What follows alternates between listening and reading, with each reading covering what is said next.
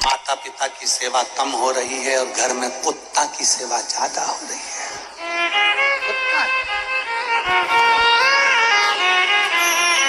कुत्ते को टाइम पे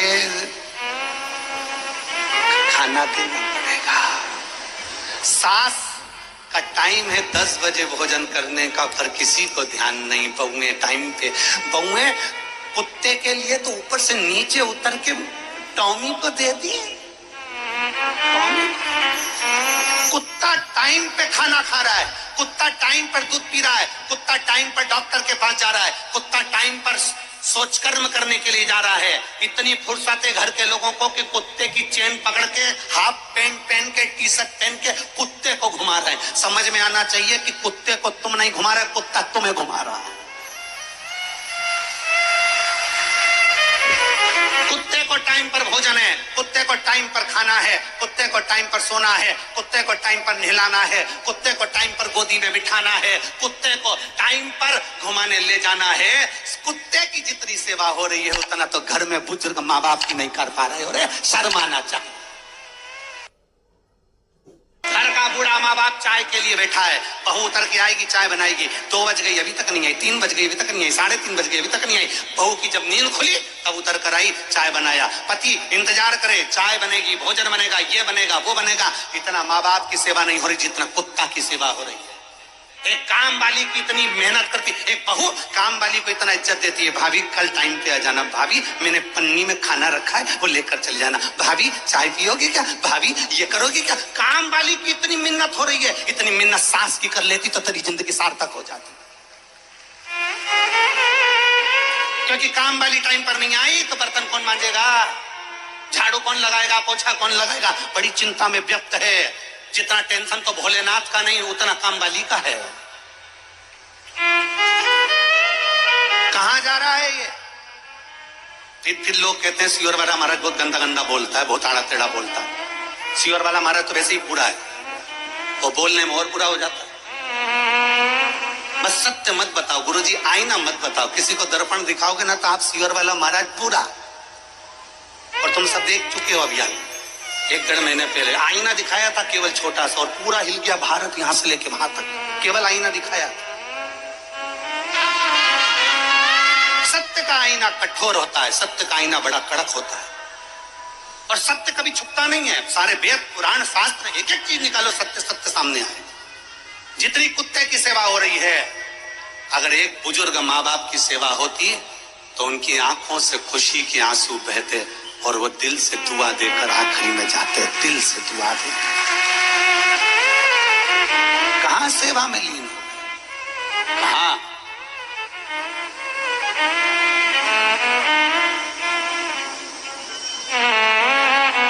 घर के बूढ़ों को देख लो और बुजुर्गों को देखकर अपने मन में ये विचार कर लेना कि एक दिन तुम्हारा भी ऐसा ही आने वाला है।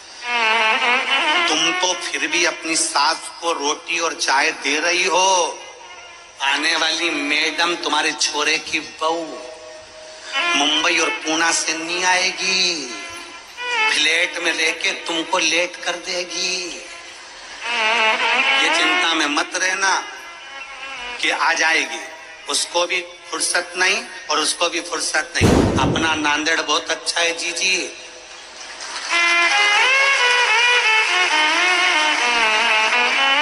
कोई बहू तुम्हारी कहीं पे भी रहे, वो कहे बेंगलोर आ जाओ मम्मी जी, बेंगलोर आ जाओ, मैं अच्छे डॉक्टर को दिखा दूंगी, मम्मी जी ऐसा कर लो। जरा से लोभ लालच में चली मत जाना, यहाँ जो बहू रह रही है वही अच्छी है। जैसी सेवा कर रही है करने दो, ज्यादा चले गए पति इधर पत्नी उधर, रोज रात को सोएंगे, रोज रात को जगह कब जाएगी तुम्हारी माँ, कब जाएगी तुम्हारी माँ, कब जाएगा तुम्हारा बाप, कब जाएगा तुम्हारा बाप, कब जाएगी तुम्हारी माँ। प्राण खाया जा रहा है, प्राण खाया जा रहा है। डॉक्टर डॉक्टर डॉक्टर में पूरा पैसा लगे जा रहा है, कब जाएंगे। बच्चों पर ध्यान तक नहीं देते, तुम अपनी माँ बाप पे लगे रहते हो, कब जाएंगे। और बच्चा कुछ अच्छा तो सिर पे पल्लू लेके जो आंसू ढलकाने बैठी, और कहां जा।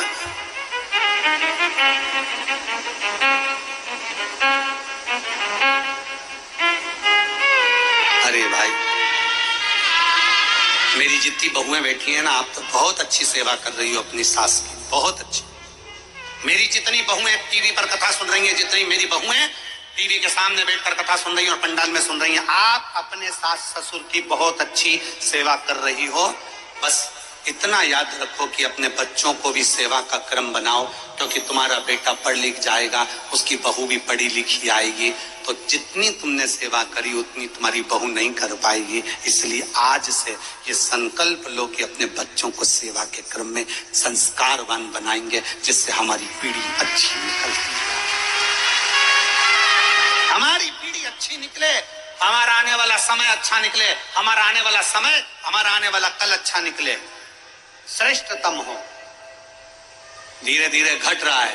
पहले जो दादा दादी ने सेवा करी, उनके बच्चों ने सेवा करी, फिर उनके बच्चों ने सेवा करी, वैसी सेवा आज कोई नहीं कर पाता। और आज अपन जितनी कर रहे हैं उतनी अपनी औलाद नहीं कर पाएगी, फिर उनकी औलाद नहीं कर पाएगी। कहाँ सेवा हो पाती है? बोलो बोलो, ईमानदारी की बात बोलो जीजियों, बैठे हो सब समझदार हो, सब पढ़े लिखे हो, विचार करना कि आने वाली पीढ़ी जब तुम्हारी बहू बहू की बहू फिर आएगी तो उसकी कौन सेवा करने वाला है, उनकी कौन सेवा करेगा? आज तो तुम कर रहे हो, आज तो तुम फिर भी अपने माँ बाप को संभाल रहे हो, अपने सास ससुर को संभाल रहे हो, सेवा कर रहे हो। और जितनी सास यहाँ बैठी है, जितने ससुर बैठे हैं, बहुत अच्छे से अपनी बहू को सम्मान दो। क्यों? क्योंकि इतनी उम्मीद नहीं थी जितनी वो तुम्हारी सेवा कर रही है ना, उतनी भी बहुत है। और उसमें भी अपनी इच्छा रखो कि मेरी बहू बहुत अच्छा कर रही है, थोड़े में संतुष्ट हो। दूसरे की बहुओं को मत देखो कि वो बहू ने ऐसा करा, वो बहू ने वैसा करा। ना, हमारी बहू है बहुत अच्छी है, उसके बराबर कोई नहीं है। जितना कर रही है अच्छा कर रही है, जो कर रही है बहुत ठीक कर रही है। हमने कितना करा, वो जो कर रही है कर रही है, अच्छा है, उसमें अच्छा ही देखो। हम दूसरे में अच्छा ही देखने जाते हैं और अपनी जिंदगी बिगाड़ लेते हैं। हमारे पड़ोसी की यहाँ 4 व्हीलर गाड़ी आ गई, पत्नी पति से कह रही जाओ जरा तुम भी लो। पति बोला कैसे लूं तू बता, लोन ले, लोन ले। कर्जा कर्जा कर्जा कर्जा कर्जा कर्जा, कर्जा में फ्लैट, कर्जा में गाड़ी, कर्जा में सब कुछ। और एक दिन कर्जा कर्जा कर्जा सबके लिए कर गया और आखिरी में चला गया। अब नीचे वालों के पास बैंक वाले आए, तुम चुकाओ, तो हमारे पास तो कुछ ही नहीं, जिसने लिया था वो तो गया, अपने पास क्या बचा। इसलिए कर्जा कर्जा कर कर कर तुम्हारे लिए आखिरी में चले जाओ, क्या मतलब। इसलिए भगवान अगर धन दे, भगवान अगर संपदा दे, भगवान अगर थोड़ी सी धन संपदा तुमको दे, तो एक बाबा से प्रार्थना करना कि एक धन हमको भी ऐसा देना, जैसे आज ये श्री नांदेड़कर जी और पातेवर जी जो ये कथा करवा रहे हैं, लगभग 20,000 से 30,000 आदमी रोज भोजन कर रहा है और प्रतिदिन कथा का रसपान कर रहा है। लाखों लोग कथा सुन रहे हैं। ऐसा धन हमको देना, हमारी जिंदगी में साल भर में, 1.5 साल में, 2 साल में ऐसा धन देना कि हम भी शिव पुराण की कथा करवाएं और अपने नांदेड़ की पवित्र भूमि को, हम इतने सारे श्रोता भाई बहनों को जो नहीं जा सकते सीहोर, जो नहीं जा सकते कहीं और, वो यहाँ पर बैठकर कथा सुने। ऐसा बलशील हमको बनाना मेरे भोलेनाथ, इतना हमको देना। शिव अगर कृपा करे तो उससे विनती करा करो कि वो दे। शंकर पर चढ़ाया गया जल कहां काम आया, माता पिता अंधे हो गए, दोनों अंधे हो गए, दोनों के पास में नेत्र नहीं थे। बेटा बड़ा होता गया और बेटा बड़ा होता गया तो माता पिता की सेवा करता रहा। कल हमने कथा में कहा था, जिसके घर के बच्चे शंकर को 1 लोटा जल चढ़ाना प्रारंभ कर देते हैं, जिसके घर के बच्चे शंकर भगवान के मंदिर की सीढ़ियां चढ़ना प्रारंभ कर देते हैं, जिसके घर के बच्चे शिवालय जाना चालू कर देते हैं, उस घर का बुढ़ा व्यक्ति, उस घर का बुजुर्ग व्यक्ति कभी वृद्धाश्रम की सीढ़ी नहीं चढ़ता। ये कल की कथा में कहा। श्रवण कुमार के माता पिता और श्रवण कुमार अपने माँ बाप का हाथ पकड़कर, अंधे माता पिता का हाथ पकड़कर शंकर के मंदिर जाता था जल चढ़ाने के लिए। शिव के मंदिर शिवालय जा रहा है जल चढ़ाने।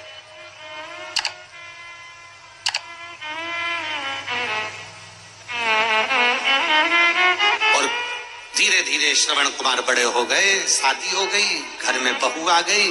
बहू तो आ गई पर बहू अंधे माँ बाप की सेवा नहीं करना चाहती थी। उसने मना कर दिया, मैं इस परचम में नहीं पढ़ूंगी, मैं तुम्हारे माँ बाप की सेवा नहीं करूंगी।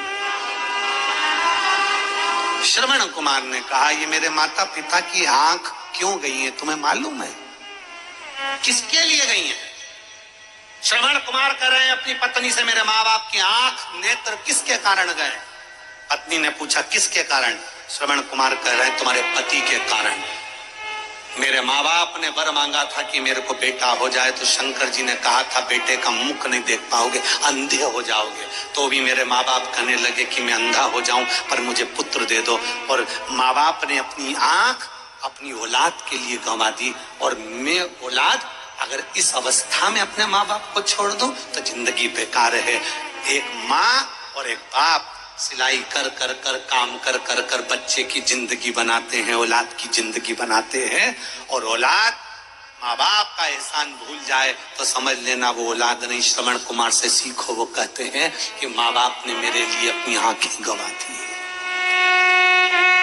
माँ बाप ने मेरे लिए अपनी आंखें गंवा दी, माता पिता ने अपने नेत्र गंवा दिए, मैं अपने माँ बाप को नहीं छोड़ सकता। तो धर्म पत्नी बोलती है कि मुझे छोड़ना पड़ेगा। इतने में मैं पत्नी से कहते हैं श्रवण कुमार मैं तुझे भी नहीं छोड़ सकता, क्योंकि तू अपने माँ बाप को छोड़कर आई है, तूने मेरे लिए अपना घर छोड़ा है, मैं तुझे कैसे छोड़ सकता हूँ। तो पत्नी बोलती है फिर तुम निर्णय लो। श्रवण कुमार ने हाथ जोड़कर निर्णय लिया, शंकर के सामने अपनी पत्नी से कहा मेरे माँ बाप जिंदा हैं तब तक मैं इनकी सेवा कर लेता हूँ, जिस दिन मेरे माँ बाप चले जाएंगे मैं तुझे मायके में तुझे लेने के लिए आ जाऊंगा, जब तक तू मायके में रह ले। पत्नी ने कहा ठीक है। पत्नी मायके चली गई। श्रवण कुमार अपने घर में माँ बाप से पूछा, माता पिता से, बाबा अब तुम्हारी वृद्ध अवस्था बहुत ज्यादा हो गई है, तुम क्या चाहते हो? माता पिता बोलो कि हमने बेटा निर्णय लिया था कि सारे तीर्थ का दर्शन करेंगे, 12 ज्योतिर्लिंग करेंगे। बाबा हमारा मन है, हम वहां दर्शन करना चाहते हैं, हम दर्शन करना चाहते हैं। हमारा मन हमारा चित्त है कि हम दर्शन करें।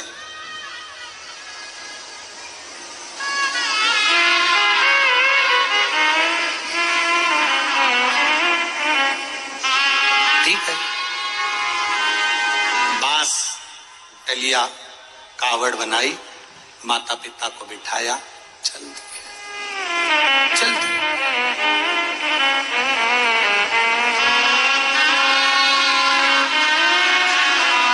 और जो चले, माता पिता को कावड़ में बिठाकर श्रवण कुमार आनंद के साथ शिव स्तुति करते करते चल दिए। और फिर निवेदन है, फिर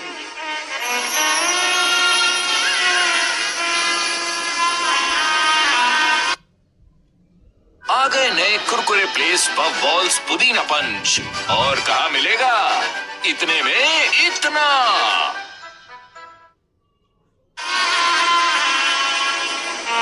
माई के दुधवन जैसन कऊ, माई के दुधवन जैसन को मिठाई ना मिलई, सब कुछ मिल जाता है दुनिया में, माई ना मिले। अपने घर की आई, अपने घर की माँ जब चली जाती है तो मालूम पड़ता है कि माँ क्या है। माई के दुधवन जैसन कऊ मिठाई ना मिलई, सब कुछ मिल जाता है दुनिया में, माई ना। कोई पूछे माता सती से, कोई पूछे माता पार्वती से, कोई पूछे माता जानकी से, कोई पूछे माता लक्ष्मी से। जब माता सती अपने पिता के यज्ञ में गई तो पिता नहीं मिले, सती के पिता नहीं मिले, भाई नहीं मिला, बहन नहीं मिली, रिश्तेदार नहीं मिले। माता सती को सबने झटका दिया। माता सती से मिलने के लिए केवल एक ही आई है और माता सती की माँ प्रसूति आई है। प्रसूति ने बेटी को गले लगाया, सती तेरे पिता ने तुझे नहीं बुलाया था लाडो, तू क्यों आ गई रे? तू क्यों आ गई बेटा? तेरे पिता ने नहीं बुलाया लाडो तुझे, क्यों आई है? सती कहती है मेरे पिता के घर में यज्ञ अगर नहीं आती तो लोग पिता को ताना देते कि बताओ बेटी नहीं आई, बेटी नहीं आई। अपने पिता की शान बचाने के लिए मुझे इस यज्ञ में आना पड़ा है, इस यज्ञ में मैं पहुंची हूं।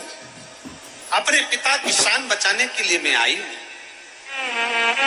शान बचाने।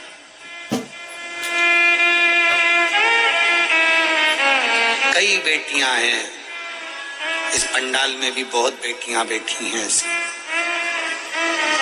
जो अपने पिता की शान बचाने के लिए अपने जीवन की बलिदान तक दे देती है। मैं अपने पिता की शान बचाने के लिए यहां पहुंची। तू क्यों आई बेटा, क्यों आई लाडो? मत आना था, तेरे पिता ने तुझे नहीं बुलाया था, अपमान होगा तेरा। सती कहती है, मां अपनी प्रसूति से कहती है, मां कोई कितना भी अपमान कर दे, कोई कितना भी कह दे, ये मेरा मायका है। सती को सती की मां ने गले से लगाया था, तब पहला शब्द माता सती के मुख से निकला था, ये मेरा मायका है। जम के बोलो, क्या है? मायका। यहां सती ने कितना बड़ा शब्द कहा। प्रसूति ने कहा, तेरे बाप तुझे इज्जत नहीं देंगे, तेरे पिता तुझे इज्जत नहीं देंगे, तेरे भाई इज्जत नहीं देंगे, तेरी भाभी इज्जत नहीं देगी, तेरी बहनें इज्जत नहीं देगी। तो किसके भरोसे आई है? तो बेटी सती कहती है, मैं अपनी मां के भरोसे पर आई हूं, क्योंकि ये मेरी मायका है। इसका नाम क्या लिखा? फिर से बोलो एक बार, क्या नाम है? मायका। बाप का नहीं लिखा, किसका लिखा? मायका। मायका कब तक होता है? जब तक मां जिंदा होती है। जब तक मां जिंदा है तब तक मायका, तब तक मायका। ये मेरी मां का घर है। मेरे पिताजी तो भोले हैं, पर मेरी मां मां है। त्योहार आता है ना, पहले याद करती है, फोन करती है, लेटर लिखती, पत्र लिखती। मेरी माँ मुझे याद करती। और अगर मैं त्योहार पर जा नहीं पाती, मुझे कोई लेने नहीं आता ना, तो मेरी माँ, कोई पड़ोसी वगैरह आता है ना मेरे गांव में, मेरे नगर में, अगर कोई पड़ोसी नांदेड़ में आवे, कोई पड़ोसी मेरे गांव से आए ना, तो एक माँ झोला भरकर उसमें थोड़ा सामान सत्तू वगैरह रखकर, साड़ी बिछुड़ी चूड़ा रखकर, मेरी माँ राखी रखकर भेज देती है। भाई को तो भले चिंता ना हो, पर माँ राखी भी रख देती है कि जिससे मालूम पड़े कि तेरे भाई ने भेजी है। मायका है।